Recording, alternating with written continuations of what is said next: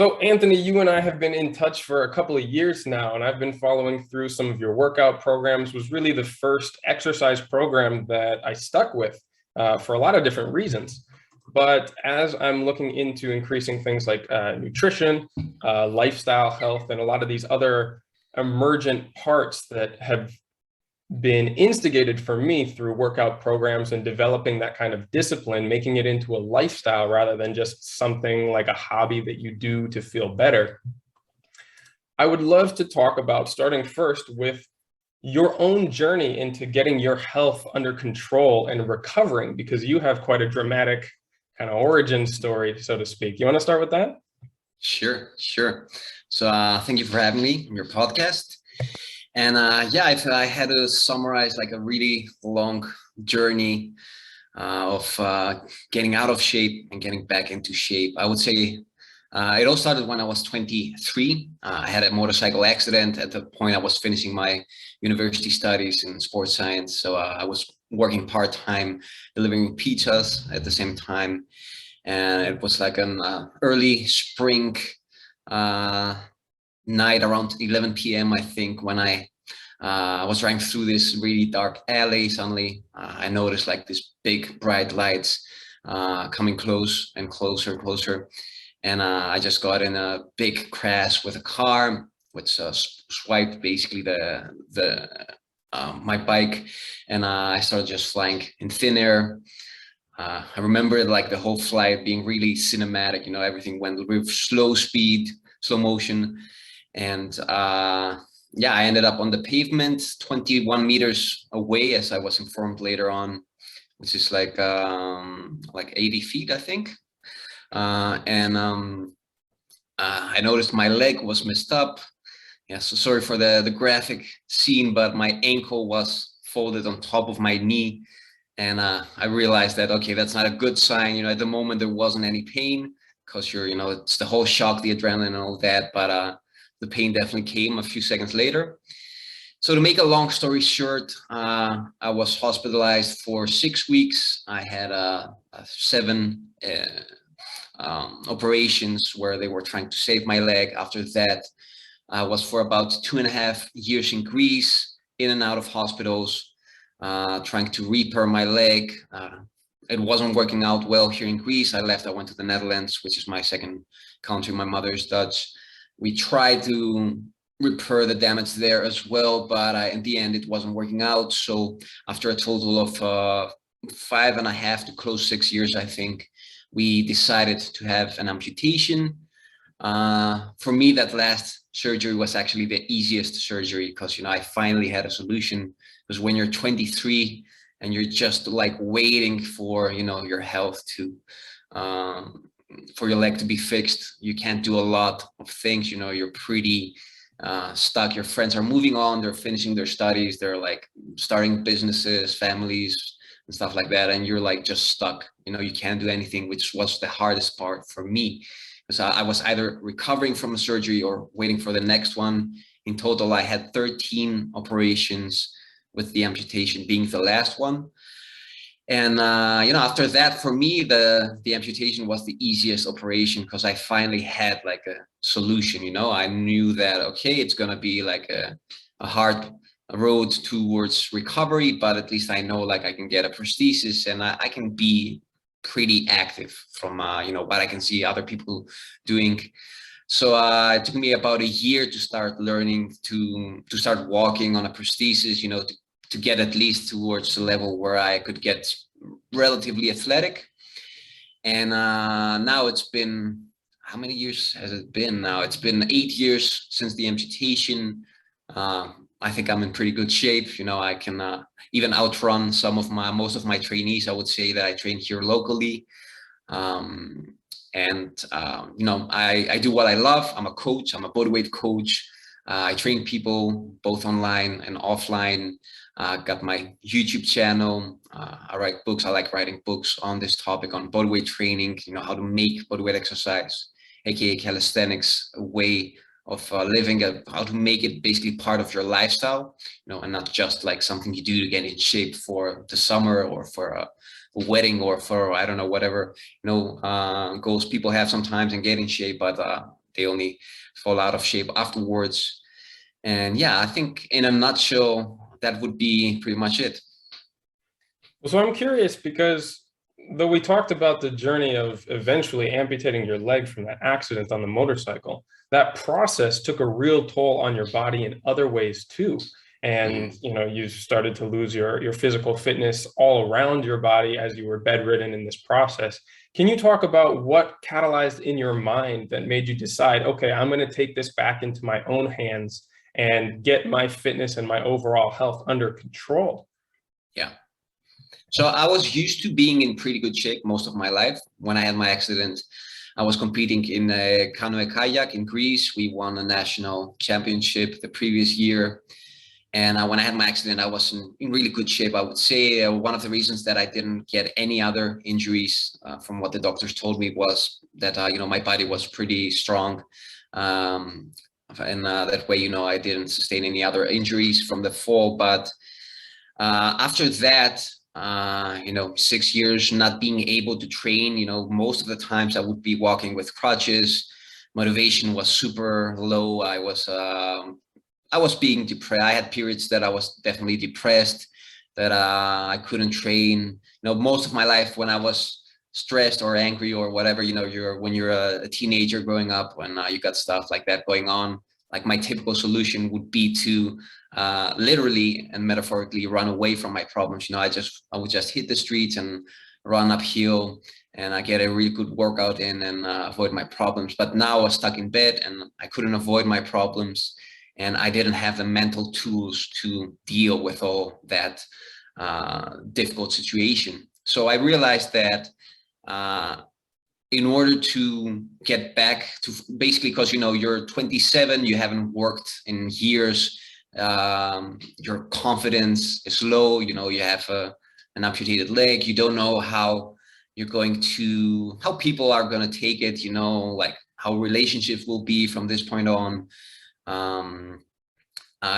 You're definitely at a point that your confidence is low, and so I decided that in order to boost my confidence, I will get back in great shape again. I will eat healthy, but I will also take care of my spirit, which was something that I didn't do prior to my accident. So I would also, do things to build my mental toughness. I started reading things regarding meditation, self-development, psychology, anything I could read in combination with nutrition and getting back in shape, anything regarding fitness. So it took me about, I would say 6 months, but within 6 months, I got back in pretty good shape from being like completely skinny fat, as they call it. I would say that was my body type at the end of the accident, because I wasn't eating a lot. I was depressed, and I had lost all of my muscle. So I started eating a little bit more, but definitely healthy. I started building muscle. I started developing myself mentally as well. And from that point on, things started to go uphill. I found my confidence back, my mojo, as I call it. And things started looking better and better. Of course, it's always a journey with a lot of ups and downs. But I would say overall, after the surgery, after my amputation, was when life only got better and better. Well, so let's talk about those ups and downs, because everybody, nobody has like a linear progression where it's all smooth sailing. It's always moving in a positive direction. And, through some of your content, I've watched you go through a few of those, and I've related to some of my own. I know you've changed prosthetics, that your previous one was not helpful or was causing you pain, and you've switched to that, and that caused you, some bumps in the road and some dips in your progression. And I myself, as well as a lot of other people, especially during the pandemic, have gotten out of some routines, have let themselves go. And what do you find helps you when you're in one of these slumps or starting to go in a direction you're not hoping to get to? What helps to pull you out of that? And some of the techniques that you've seen help others as well. Yeah.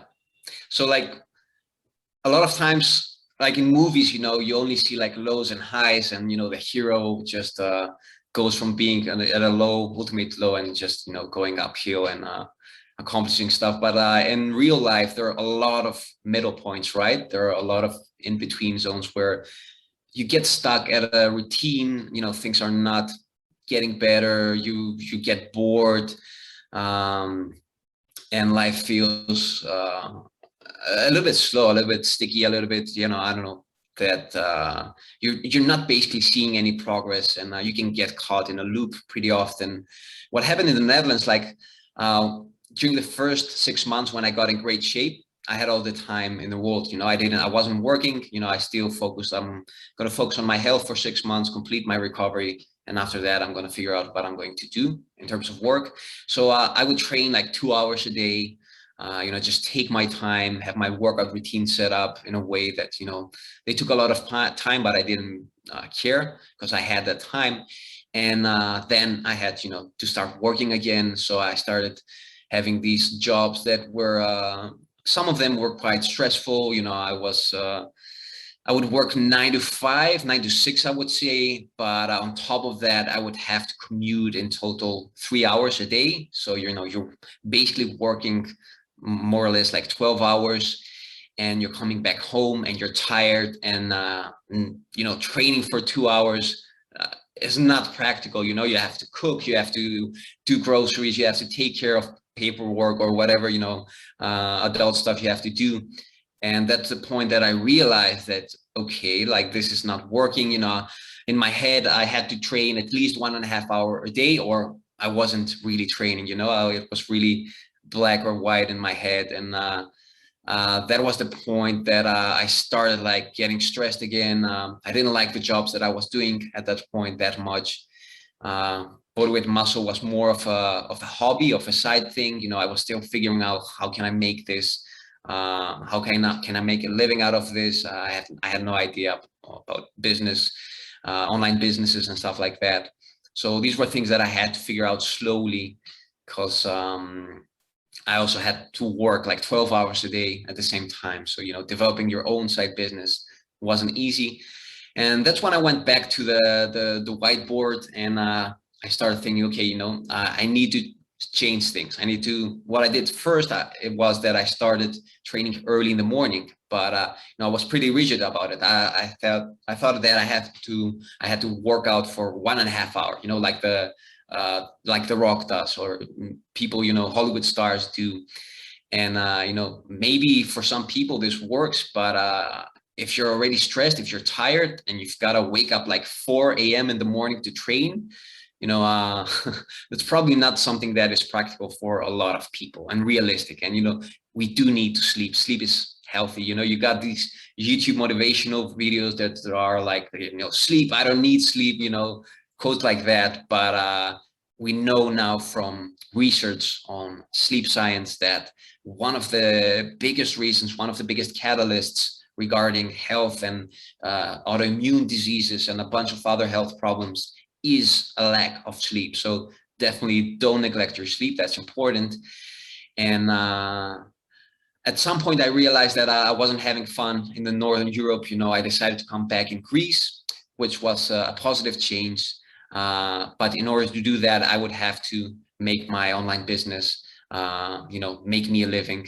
So it got to a point that I could make a relatively decent living, at least for the place where I live here, where costs are really low. So I came back to Greece, a really big step. I started coaching people also offline other than online. And the problem there began that, you know, although I thought that I'd have a lot of more time here in Greece where I live. It's a really small town, really slow paced town. But I started getting more and more clients, and it got to a point that I was training so many people that I didn't have time to train myself, which is, you know, it's stupid because you're a coach and you should practice what you preach. And that's the moment I realized that, you know, I have to work out in the morning, because otherwise I'll just keep postponing my sessions in order to train other people. But I also have to train more smart. You know, I need to figure out ways to train in a small amount of time and make it effective. So that's when I developed some more high frequency calisthenic routines that were shorter. And turns out, you know, you can get in great shape even with short workouts if you're smart about the way you train.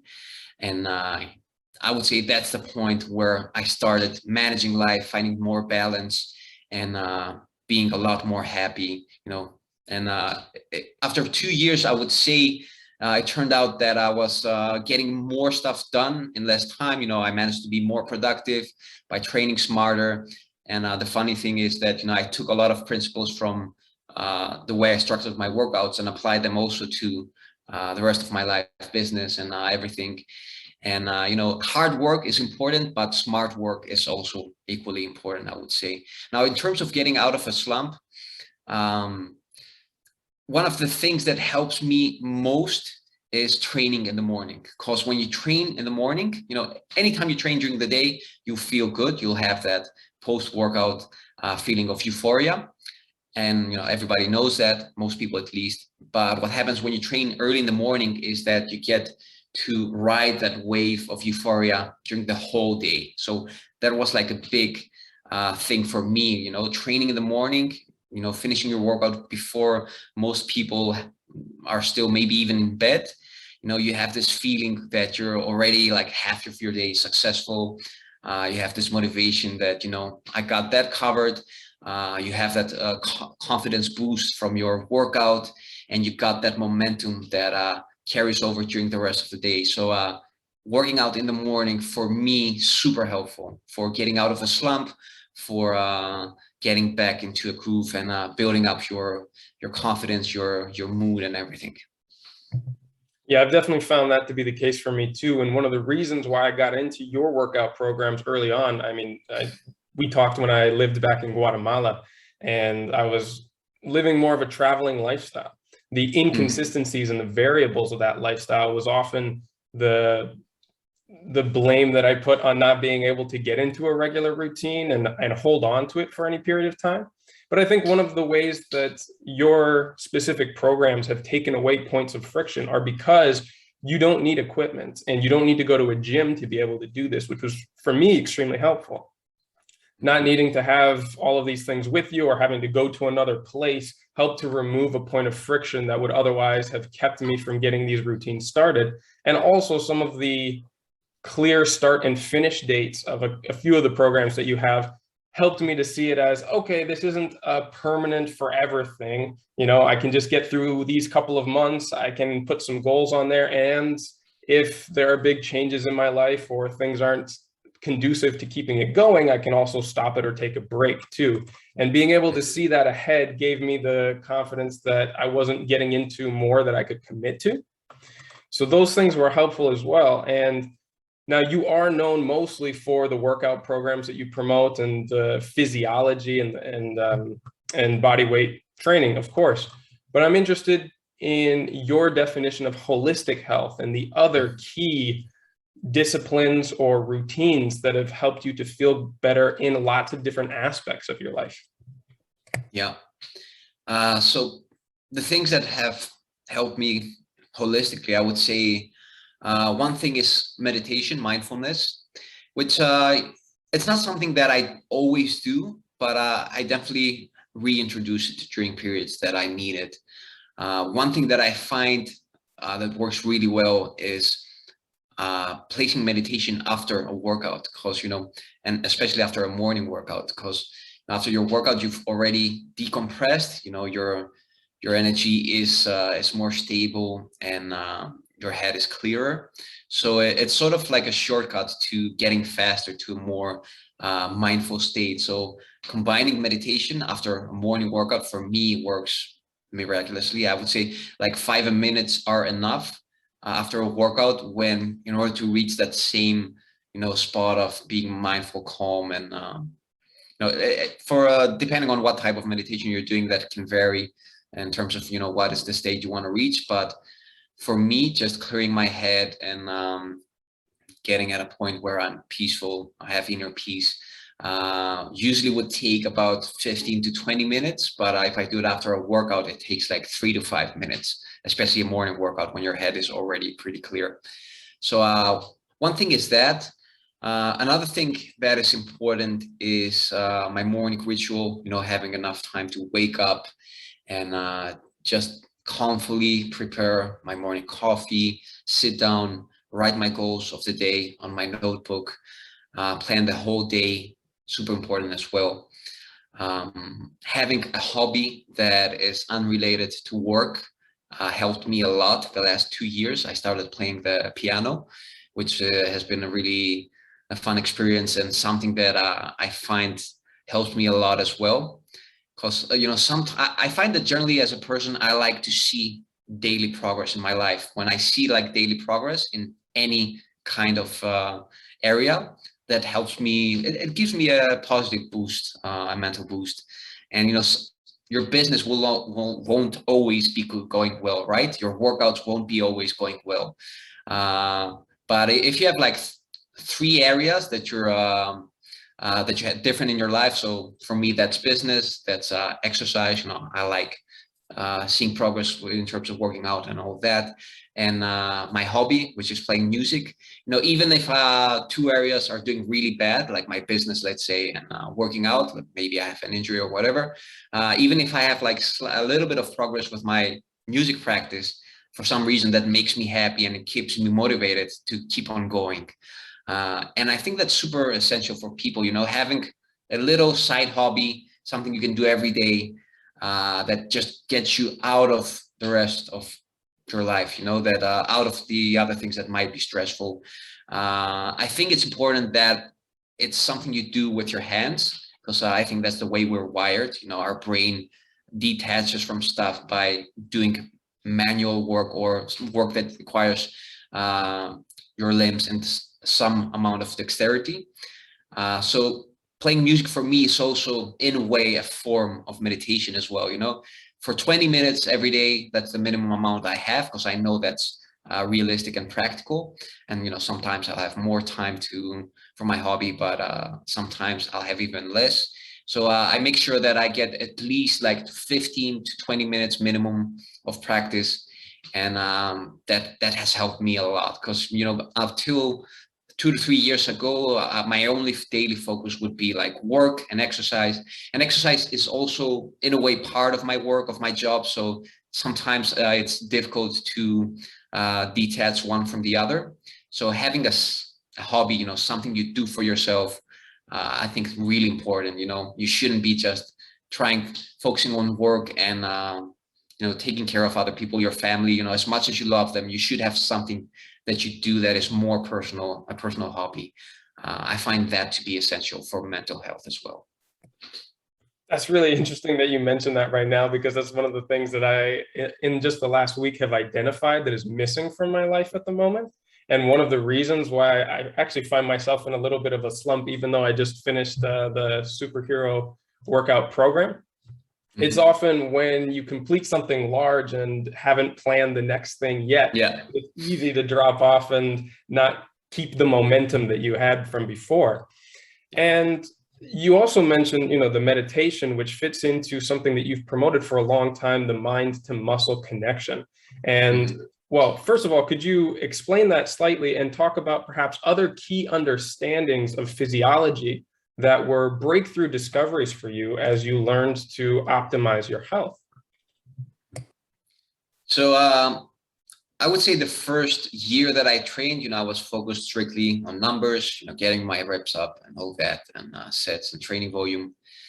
But it came to a point that I was pretty stuck in terms of progress. I wasn't seeing any progress in the mirror, building more muscle and stuff like that. So I was like, okay, I can either start doing weighted calisthenics, which is, in a way also a little bit that carries over more to weight training than it is calisthenics. Not that I'm against it. I do have a place for weighted calisthenics in my programming as well. But for me, it's essential that you can have a routine that doesn't require anything more than, I would say, a pull-up bar or a set of rings. So I started looking for more ways to make my workouts challenging. And I started noticing that one thing that was missing, not only from my workout, but especially from a lot of other people's workouts, was that mind to muscle connection. So basically feeling your body work while you're training, feeling the muscles that are the protagonist muscles getting that muscle tension, feeling that muscle contraction, how much of a difference, first of all, that can make for people who are detached from their bodies. I find that most people who haven't had an athletic background growing up are really bad, in quotes, at mind to muscle connection. They just go through the motion. They don't connect with their bodies at all. And that's one of the reasons they are lacking progress. I had a lot of people that were training, getting like a lot of reps, but weren't seeing any difference in building muscle. And I was pretty skeptical about it until one day I remember I was training at this calisthenics park, and there was a guy who was doing like push-ups. He was doing like 60 or 70 push-ups, and bam, bam, bam, like really fast, really limited range of motion, and a little bit of bad form, typical mistakes like rounding the shoulders and stuff like that. And he came to me, and I was doing 15, max 20 push-ups back then, I would say, but I was working on the mind to muscle connection, really slow, focused, contracting my chest and all of that. And he would see me like do 20 push-ups and be like dead after that. I couldn't get another rep, but I had a pretty decent body in terms of muscle growth and all that. And he was like, how come am I skinny? My Dutch wasn't that good at that point. So we were communicating in like in bad Dutch, and he was trying to talk to me in simple Dutch so I could figure out what he was saying. He couldn't speak English. So what he asked me more or less was, how come do you have all this muscle growth and I'm so skinny, although I can do like 5 times more reps than you? And I tried to explain to him that, it's not just about the reps, it's about going slow, using clean form, and really connecting to your body, feeling that muscle activation, using mind to muscle cues that help you make each rep more difficult, instead of trying to get more reps and make your reps easier, which is what most people try to do. So I tried to explain that to him, but I think that his ego was a little bit bigger, and he didn't want to accept it, and he just went back to training the way he was training. So that was a light bulb moment for me, that I realized that, okay, people are getting reps and stuff, but they're not really focusing on that mind to muscle connection, which is essential, because your body doesn't really understand reps, especially if they're really bad in terms of form. What your body first of all understands is muscle tension. That's how your muscles get stimulated in order to trigger hypertrophy and stuff like that. So that was an aha moment, and that's when I started working on mind to muscle cues. I started implementing them first of all in my practice, and I started seeing progress again. I was pretty stuck for a while, and suddenly I was building more muscle by actually doing less reps than I was doing previously. And the great thing was that a lot of people were getting great results. I remember like a specific email, somebody sent me an email, I already remember this, and told me that, I've been doing push-ups for 10 years and it's the first time that my chest is sore. So that was like a great moment in my training journey, and that's when I got really interested in mind to muscle connection. Back then there wasn't a lot of research. It was the point where research was emerging on mind to muscle connection. Of course you had like the old bodybuilding camp that believed a lot in mind to muscle connection, and the scientific community of fitness, some people were supporting it, some not, but it's began to grow a lot, and we have more and more research showing how important it is actually. Yeah, it makes sense. And it was a real click for me too. It makes a lot of sense, right? You're focusing on quality over quantity, which has a lot of returns in so many aspects of life, including fitness. And it also helped me to realize another thing that you talk about a lot, which is, training and workouts are great for overall strength, endurance, conditioning, and things like that. But a lot of people expect different results, not realizing that there's an 80-20 principle that often comes along with diet and nutrition. If you're really looking for body composition, and certainly something like aesthetics, or like many people are motivated to either lose or to gain weight, that comes into play with how you're eating a lot more than how you're working out. Can you talk about that and how you have worked your own nutrition and diet into the plan of your overall health? Mm-hmm. Yeah, because mean, a lot of people might be in great shape and have like really strong abdominals and a lot of muscle mass, but if that muscle mass and your abs are covered by a lot of adipose tissue, fat basically, they're not going to show in the mirror. And of course, training is not just about looking good in the mirror, but it is a part for everybody. We definitely like looking at progress in the mirror, and that helps with motivation as well, especially in the beginning until you gain some momentum. And that is the reason that I recommend to people that, you always start your workout routine with a nutritional plan. And if you have a lot of body fat, especially if you're above 20%, definitely work on creating a caloric deficit so you can start losing some fat.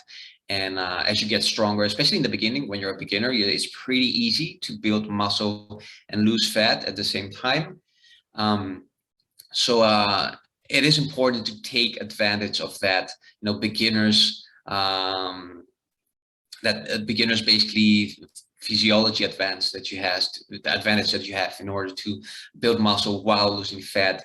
And that will also help you mentally to keep on going, because if you're just neglecting nutrition and you're just training a lot and you see no difference in the mirror because it's just covered by fat, pretty fast for most people that can be demotivating. But if you focus on the same time nutrition, and you start seeing results in the mirror as well, you start losing fat, usually that is a lot more helpful in creating a sustainable workout routine. Now, in terms of nutrition, first of all, what is key is creating a caloric deficit. It doesn't matter how healthy you eat. If you're on a caloric surplus, meaning you're eating more than you're burning, you're never going to lose weight. Now, nutrition is a tricky subject because people tend to get pretty extreme online about it, because there's so many different approaches that you can take, and I've definitely tried most of them. I've tried being vegetarian, I've tried fasting diets, I've tried paleo diets, I've tried food combining diets, I've tried I think I've tried most of the popular approaches. And the way I see it nowadays is that I like to study the blue zones, the centurions, the people that live longer. So blue zones, for those who don't know, are parts of the world where people live the longest. And I like to see what are these people doing. Now, the thing is that in different blue zones, there's not like a standard way of eating that seems to work. It's not that all the centurions are mainly vegetarian or are mainly doing paleo or are doing this type of workout routine.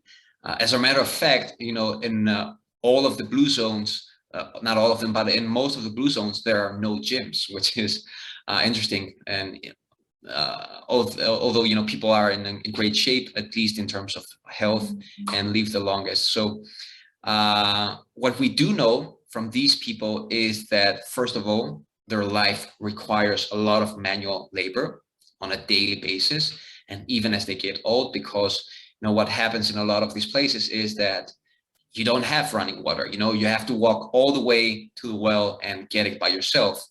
In order to have food, you have to take care of your own produce. So in one way or another, these places usually have a lifestyle that requires a lot of manual labor, and people that eat less than they burn. Like, that's basically it. People that eat less food and in combination with manual labor stay as lean as possible until they're as old, as they can get.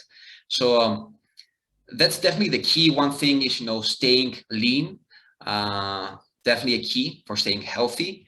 And we know from studying all the blue zones, you can do that with most diets. You can do that with a vegetarian diet, you can do that with a paleo diet.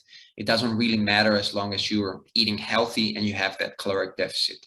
So my approach nowadays is that I eat a little bit of everything. I try to keep my protein high because that keeps me satiated, and that also serves my muscle building goals.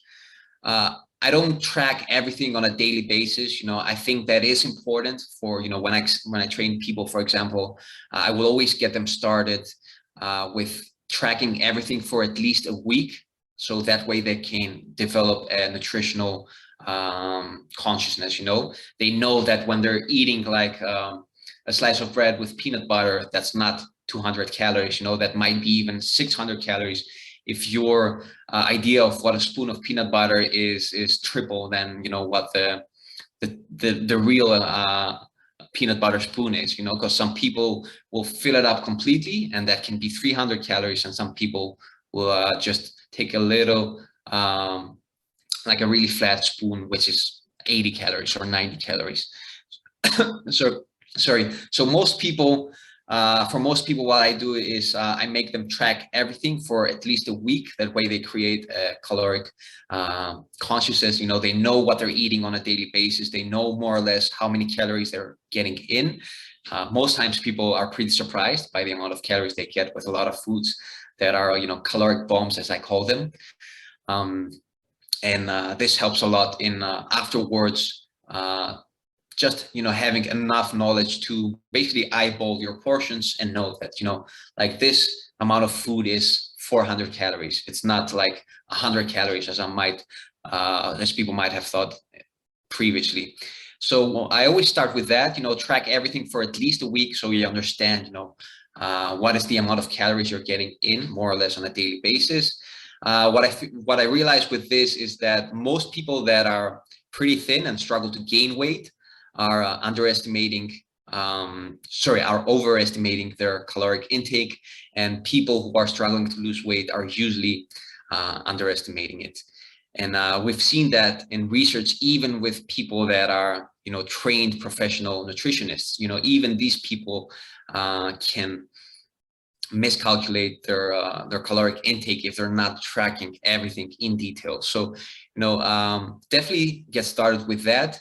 Definitely focus on keeping your protein high. That's because protein is one of the macronutrients that gives you the most satiation, while also being the most metabolically active macronutrient. So an easy way to explain this is that if you eat 100 calories of protein, your body is going to need 30 calories to burn that, to metabolize that. So protein has 30%, requires 30% of your energy to break down that food, whereas carbs need only 10%.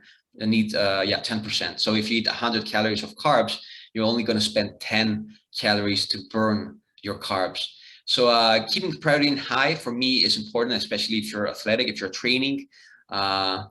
A pretty common bias is that people think they need less protein as they grow older, when the reality is that we know from research nowadays that you need more. Each year after 30, you need to slightly increase your caloric intake. But of course, you also have to decrease your calories a bit. But in terms of how much protein you need to slowly increase that as you age. That's another important thing. And other than that, just focus on minimally processed foods. Go as organically as you can. Biological foods, and foods that are real. If it's in a plastic wrap and it's square shaped or perfectly round shaped, usually it's not real food. If it's something that you can pick from the floor or from a tree or something you can kill, sorry vegans, by the way, then it is, it's real food. So focus on real food, focus on having a caloric deficit if you want to lose weight, or being at calorie maintenance, if you want to be steady, or if you want to gain weight, do it slowly, and always do it in a combination with a strength training workout routine, so you gain quality mass. I can talk for hours about nutrition, but maybe you should shoot some more questions if you want me to be a bit more specific. Yeah, no, there's some really great stuff in there. I like how you mentioned the blue zones as reference, and that there is a lot of variation within the different areas around the world, but there are also some recurring patterns that we can gather from, right? That this is much more of a traditional lifestyle where people are active throughout their entire life. And maybe it's not really intense bursts of like workouts, but they're always moving around, and there's always some sort of resistance, right? They're not just sitting on a couch and then doing sprints or doing massive workouts. That's very uncommon in human history and nature. And the same with those takeaways from diet. Like, it's mostly locally produced, fresh food. Maybe it's vegetarian, maybe it includes some meat, and the plants are very different in different parts of the world, but there are commonalities that we can start to suss out. And this has also been, part of what we talked about before about getting back into routines and seeing this as a longer term commitment to a lifestyle rather than just a habit that you pick up or you give up for a while. And the risk of going in these yo-yo diets or patterns and applies to workouts as well. And I'm wondering how you see it in your own mind, as this is much more of a lifestyle for you. It's taken a huge transformation over the accident that you had, reinventing yourself. Now this is part of your lifestyle in many other ways. It's a big part of your business and your work too. Can you talk about the mindset of seeing this in the long term and what helps you to reduce or avoid entirely these ebbs and flows that can disrupt regular progress? Yeah. So one of my favorite books on habit formation is by BJ Fogg. It's called Tiny Habits. And in the beginning of the book, he says that in order to change, in order to create a sustainable habit, this habit has to, first of all, make you feel good. Once you're done with the habit, it should have some positive effect on you. So one of the key, that was a really big light bulb moment for me when I read that book. As simple as it sounds, your workouts shouldn't just be about, improving your body, looking better in front of the mirror. First of all, the first essential thing should be that your workouts make you feel good. They amplify your life. They're not something on your to-do list that you have to do that feels so mandatory and so like homework, as I like to say. That was like a big moment for me. I realized that my workouts should first of all make me feel good, and that's what I focus on nowadays. I do them early in the morning because that's the time of the day that I enjoy them the most, and they're short and they're dynamic. And once I'm done, I have like a cold shower, and I feel really good. I know that I'll be a lot more energetic during the rest of the day. I know that my head will be a lot more focused. I'll be more calm. When I don't train, especially if I do that for more than 3 days, I notice it. My mood drops a little bit. I'm more aggressive, I would say. I snap more easily, and it definitely affects me mentally. So for me, like a short morning workout is the best dose of exercise, and the way I enjoy training the most. I like doing it on a daily basis, so I'll train minimum 5 days a week, 5 to 6 days a week, but I'll keep it short, and that way I get the most of it. I enjoy it. I'm not completely drained after the workout. It's not that I'm dragging my feet and I'm tired. On the contrary, I'm more energized, and when I see the effect that my workout has that way in the rest of my day, how it makes me a better person, it makes me a better coach, a better businessman, a better boyfriend to my girlfriend, and all these things. That's when exercise for me is really sustainable. Whereas if I had to do like 2 hours and I would get bored at the end of the workout, and I'd be drained for the rest of the day, and it would be like strictly to accomplish this amount of goal, gaining that amount of muscle. It wouldn't be something sustainable anymore for me, for sure. So first of all, I focus when I coach people, for example, we sit and we talk and we say, okay, like what is the best frequency for you? What is the best amount of training that you enjoy? How can we create a workout routine that leaves you happy, that you do every day without feeling pressured, and you enjoy, and all of these things. So, training frequency and training dosage is highly important. You have to figure out what works best for you. Some people like training 3 times a week and having something more dynamic. Other people prefer training on a daily basis. They find that working out that way is more sustainable. And I think that for most people that is true. Having like a daily routine, something you do almost every day, is more easy and more sustainable, because it sort of becomes automatic. Like brushing your teeth. That's not something that you'll do some days and won't do some days. It's something that is standard. Every day in the morning I'll brush my teeth. So training using a high frequency workout routine works in the same way. And yeah, first of all, it should amplify your life. It should give more value. It should improve all of the rest of the areas of your life that are important. And when your workout does that for you is when your workout will be something more easily sustainable. Yeah, and it seems like people come to this type of discipline from a lot of different aspects with different goals and different desired outcomes, right?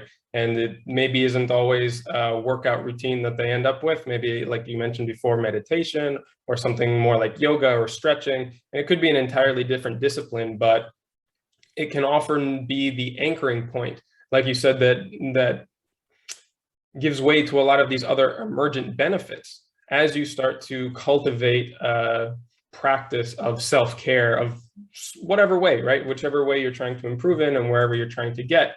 But having something that offers some routine, some consistency, but also a little bit of a challenge and pushes you to continue to improve often has these run-on effects for other aspects of your life. And in talking about that, what advice would you give to people who are looking to start to cultivate holistic health in their lives? So what are some of the entry points, and what are some of the things that beyond just workouts have really made a difference in your feeling of well-being and your interactions with the world outside as well? Yeah.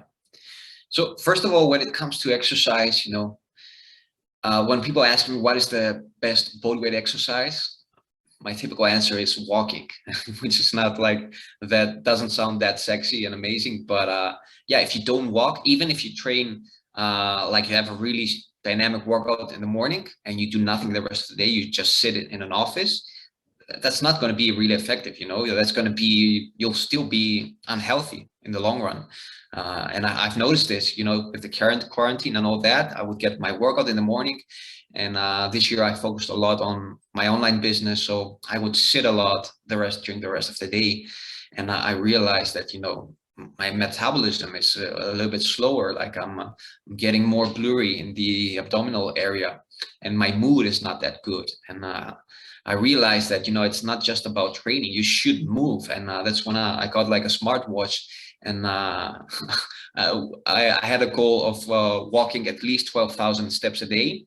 And that's not including my workout. So when I work out, I actually take off my Fit smartwatch and I leave it on the side because, I don't want to count my steps. I want to have my step goal separate from my workout goal, because I know even if I work out, if I don't walk, if I don't move, I'm not going to be healthy. So, we are creatures that have to move. You can't sit all day in an office and expect to be healthy, both physically and mentally. So for me, walking is just essential. For anybody that wants to lose weight, to be healthy, there's no way that you're going to sit all day, even if you have a daily workout. If you don't move around, you're not going to be ultimately healthy. And I see that effect not only on the body, as I said, but also mentally. When I stick to my 12,000 steps a day, my mood is always a lot more stable, a lot more better. So definitely find a way to move on a daily basis. You don't have to do calisthenics like I do. I mean, I love calisthenics. It's my way of living, the most essential part of my fitness routine, but that doesn't mean that it has to be for you as well. Even if you just walk and you watch your diet, you can be really healthy, and grow old to be even a centurion, maybe. But definitely find a form of movement that you enjoy and you find sustainable. So that would be tip number one. I'm not a big fan of activities that have you seated. So for example, I'm not a big fan of cycling, and I have a lot of friends that are professional cyclists and stuff like that, and who get a little bit aggravated when I say that. But when you spend the whole day sitting and your exercise is also done in a seated position, I think that's not good. And I can see that in people who do a lot of cycling with their lower back problems, with their shoulder problems. So definitely find a form of movement that has you moving in a more upright position, that gets you out of that seated position, especially if you sit a lot during the day. and find that form of movement that you enjoy and you can do sustainably. So that's tip number one. In terms of nutrition, again, find something that a diet that is as minimally processed as possible. Find a way of eating that energizes you. I find that some people do really well with vegetarian diets. Other people need some meat. I think that it really depends, on the person, on his DNA, on what his ancestors ate. If you're like an Eskimo, who your parents, your line, your family line always ate a lot of fat, you're probably going to need some fat. You won't do well on a low fat diet. So experiment a little bit and see what works for you, what works best. And as long as your calories are in place, you're getting a decent amount of protein, and you find what works best for you, you'll be healthy. In terms of being mentally healthy, of course, nutrition and exercise will support that a lot. But it's also about, for me, especially for men, probably for women as well, but I'm going to talk as a guy. For men, I think we need to have a mission in life, because we're hunters. We're used to getting outside and, having our sword or our bow or our something, and, having a mission. I think that is essential. And finding a way to enjoy your work. I'm not saying that everybody has to be like extremely passionate about his work. I understand that some people can't do that. Some people have families and might have to do a type of work that they don't feel that this was, what they were meant for. But it's not always practical, to just quit your job and go after your passion and stuff like that. But I do think that it is possible to learn to enjoy your work.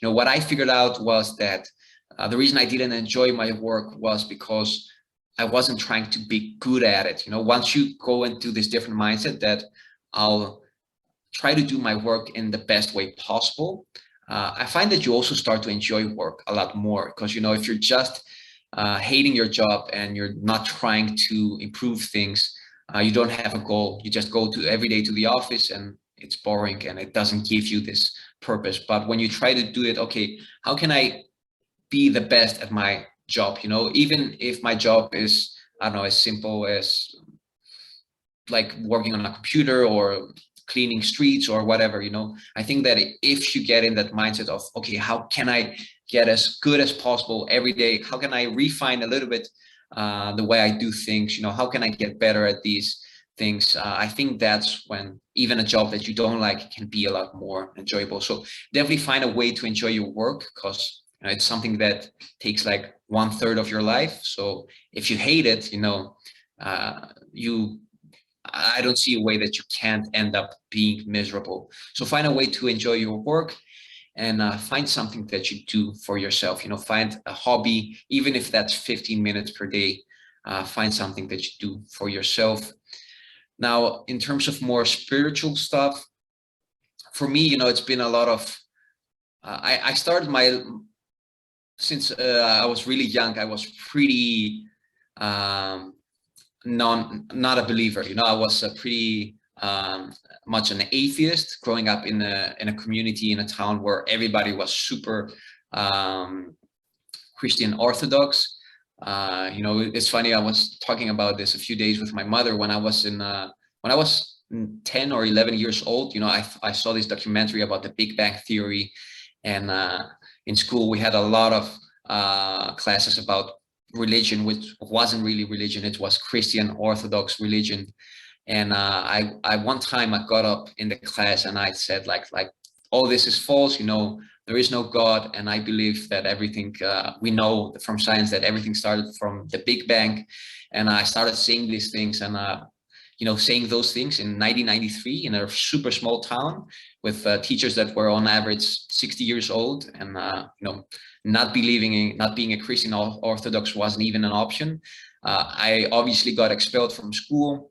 So I started my life, being pretty much an atheist.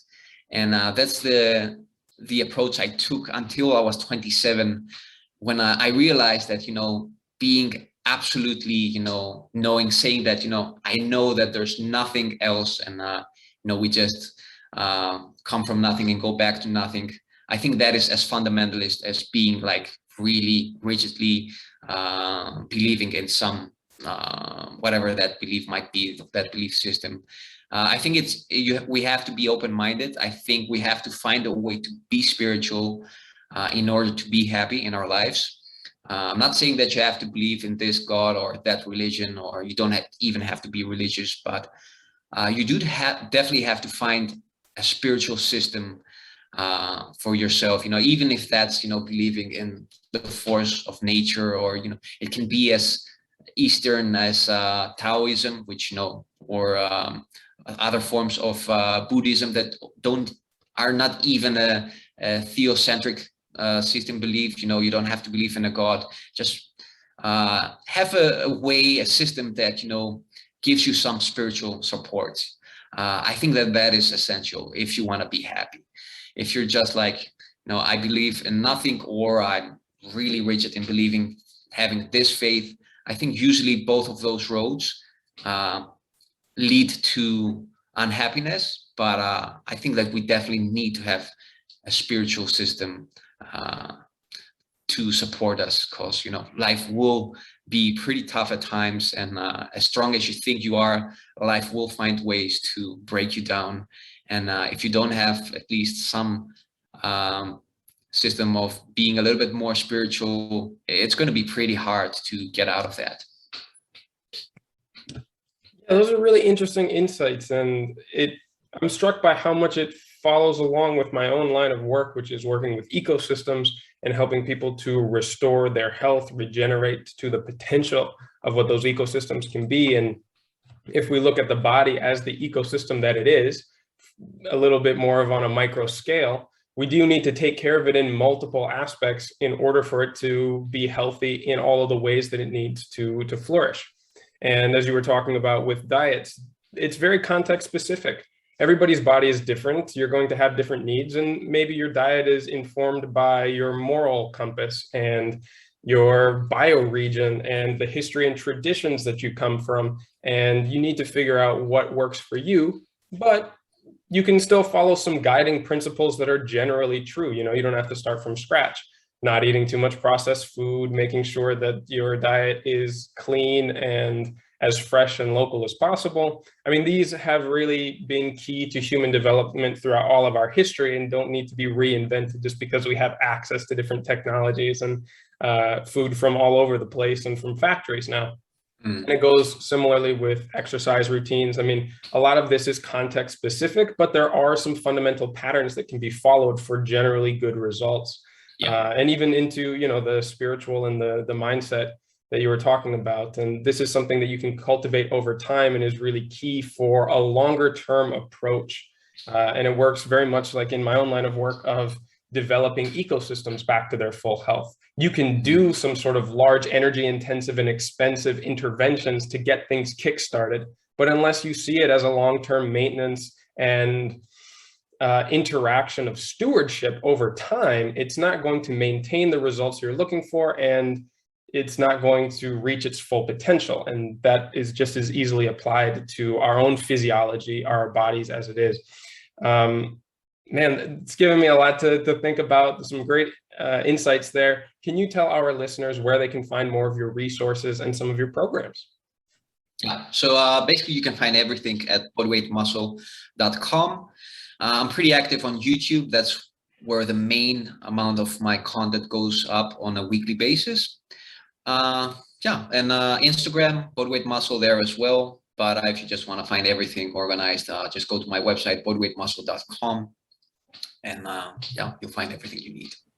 Fantastic, Anthony. Look, it was a real pleasure to connect again after these years. Yeah. And it's been so nice having this high quality content and this compassionate view of how to move through progressions and treat holistic health as a guide for my own reference and my own improvement. So I really appreciate that. I look forward to staying in contact, and we'll catch up again soon. For sure. Thanks, man. Thank you for having me. Take care, my friend. Take care.